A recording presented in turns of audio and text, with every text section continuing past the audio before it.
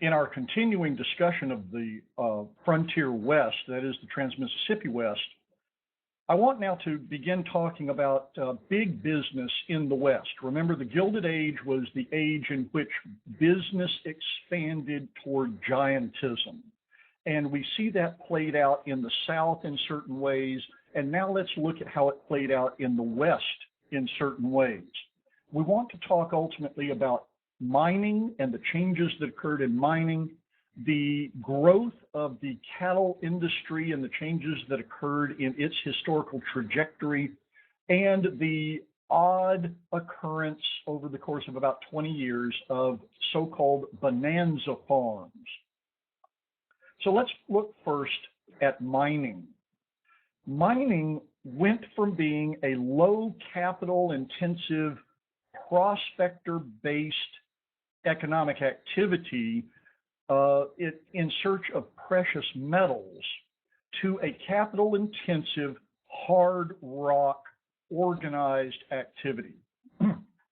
This is to say that we went from mining as being individuals who worked gold pans in streams or placer mining that sifted through rock looking for gold nuggets, or that sifted through sand looking for gold flecks, to the mining of hard rock in underground tunnels or in open pits that was conducted on a giant organized scale. We went again from seeking precious metals to organizing capital-intensive hard rock mining for things like lead, copper, iron, uranium, and silver. Silver, you couldn't prospect it the way you could gold. Silver is not free occurring, and it had to be mined the same way these other hard rock mining ventures had to occur. You can see the postcard on the left of the image before you is the Anaconda Copper Works, in which rail cars full of ore-bearing dirt, basically, will be smelted in the giant smelter on the hill, much like iron ore was cooked to extract its metal. Copper is cooked the same way, as is lead, as is uranium, as is silver. And you see the kind of capital-intensive tools on the right, a rock boring drill being operated by a miner setting charges. And this drill is operated by compressed air. That's the large tubes coming out of the back of the drill near the miner's left hand. This is not something that a local guy could grab easily and run out west and then try to make a fortune, which of course we know didn't really occur anyway. But there wasn't even that prospect of prospecting in that miner 49er California gold rush concept. These were guys like coal miners, like iron ore miners, who worked for big companies like Anaconda Copper or the Comstock Company. And it's a vastly different thing. So this is mining is one of those areas that big business moved into. And indeed, many of the mining companies today in the West had their start in this era of American history. Let's look at cattle ranching. Cattle ranching became one of the emblematic economic activities of the West, again, driven in large part by 20th century media, such as movies. I always grew up thinking that cattle ranching was the only thing that occurred in the West, and it began occurring in the West as soon as there were Westerners, and it still occurs in the West. Well, that's simply not true. large cattle drives, the era of the emblematic cattle drives occurred from the 20 years from 1865 to 1885. Cowboys were different in different parts of the cattle west. In the deep southwest, the deserts of Arizona and New Mexico territories, and in West Texas, we find a plethora of Mexicans who just moved steadily across the border back and forth into the Chihuahuan and Sonoran deserts that span that border. In East Texas, we see a plethora of African American cowboys, and East Texas was a large cattle producing area.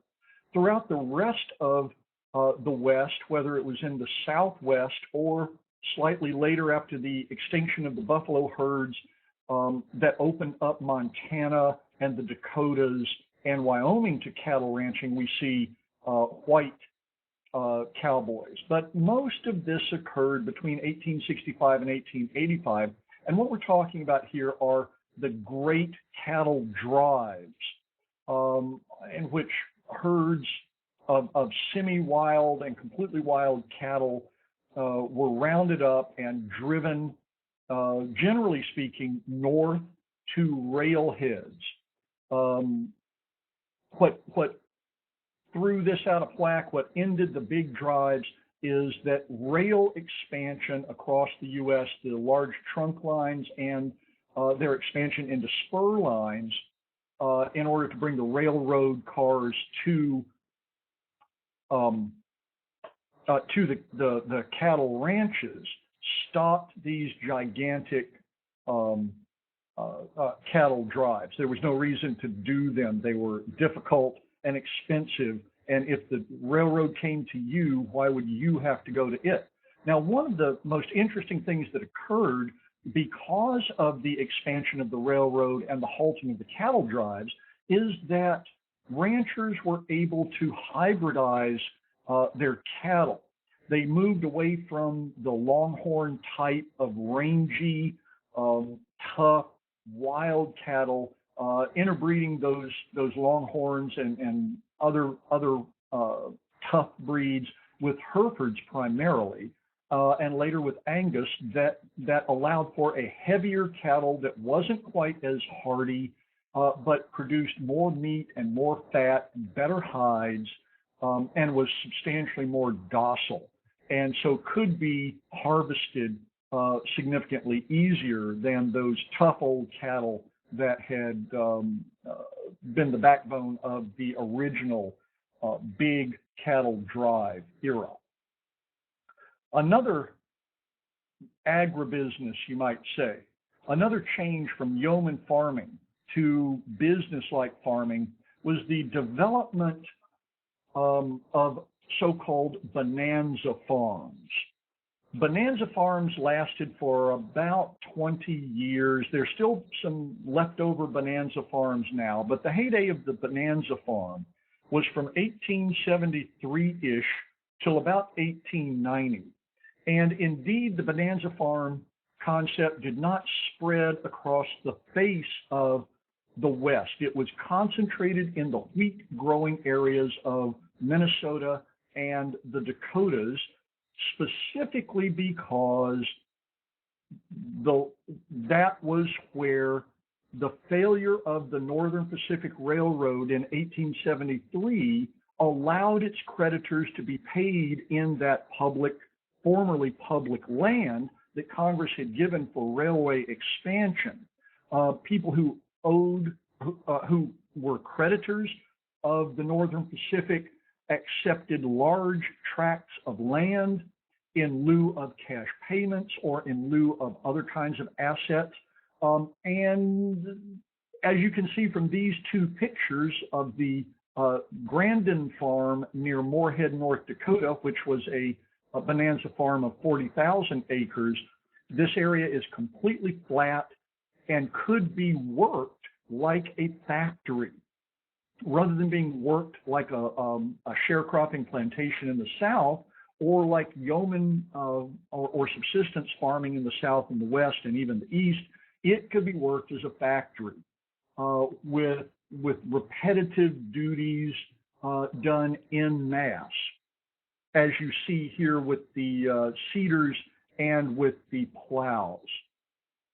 These bonanza farms, and there were only there weren't that many of them, but they were huge, and they began the factory farming concept. They were kind of a proof of concept that a farm could be operated like a factory. And so slightly later on, other organizations who were looking to invest got involved in creating agribusinesses based on this model and created large farms, which then, you know, they moved on to different kinds of models, but that's for a much narrower look and a more in-depth look at farming practices in the American West. So suffice it to say that the bonanza farms were huge wheat factories and benefited in particular from the introduction from Russia of what we began calling #1 hard wheat, a very hardy type of wheat that could withstand drought, could withstand the extreme temperatures and the odd growing seasons of Minnesota and the Dakotas. Again, these bonanza farms only lasted about 20 years before they could be sold off, or the original investors broke them up, or they decided to move on with a different kind of investment because of other economic opportunities.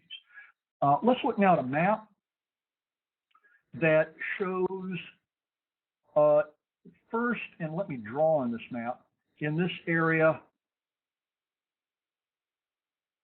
and your book does a pretty good job of this, you can see the various cattle trails that were going to the railheads along the Union Pacific and the Southern Pacific and the Atchison, Topeka, and Santa Fe Railroad. And the point here was that these railroads moved slowly westward. That is, they expanded slowly westward. At first, they had their railheads in Missouri, and then they moved slowly into Kansas. Then they moved into Colorado, and eventually they sent spur lines, which you can't see on this map because it's only showing the trunk lines, but they sent spur lines south. And the Southern Pacific, the Texas and Pacific Railroad lines also sent spur lines south and north in order to capture the cattle that had formerly been driven to other rail heads. You can also see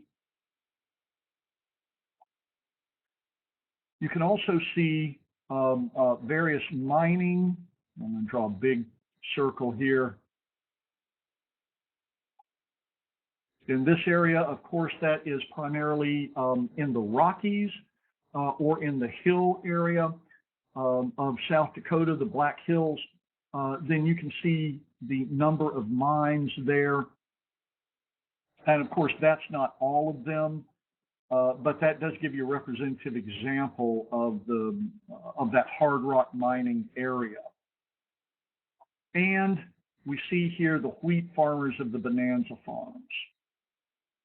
This was land given by the defunct Great Northern Railroad in 1873 when it collapsed to its investors, and they then created factory farms.